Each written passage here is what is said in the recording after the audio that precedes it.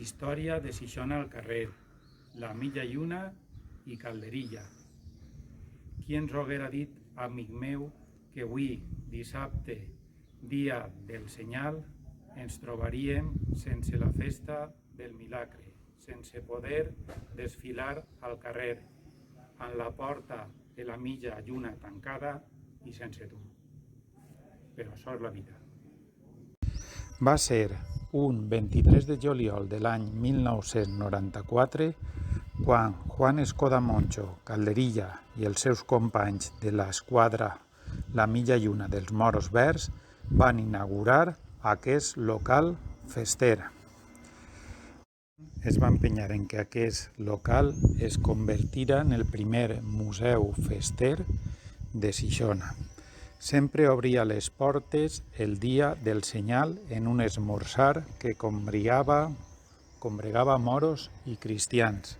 Així va néixer una junta directiva per a la Federació de Sant Bertomeu i Sant Sebastià, els festers de l'any, l'himne de festes, festers en acció i també l'organització de l'acte de la interpretació de l'himne de festes.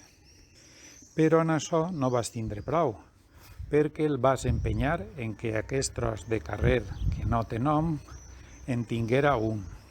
Vas fer la sol·licitud a l'Ajuntament, van buscar signatura, vas convèncer regidors, fins que el 25 de juliol de 1998, en la presència de José Mira Galiana, regidor de Cultura, es va inaugurar el carrer del Moro Traïdor, carrer dedicat a l'acte més emblemàtic i diferenciador de les nostres festes.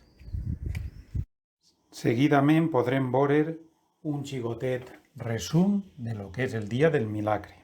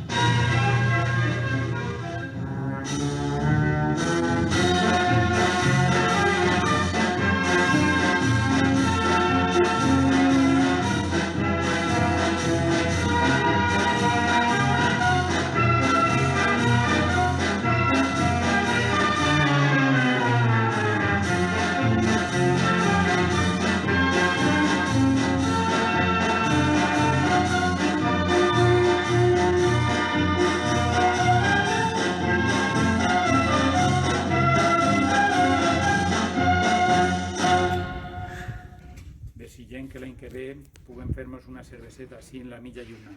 I això és tot. Ja saps, ixer al carrer, posa't la mascareta i si vols saber-ne més, busca en Facebook la pàgina Cronista Xixona.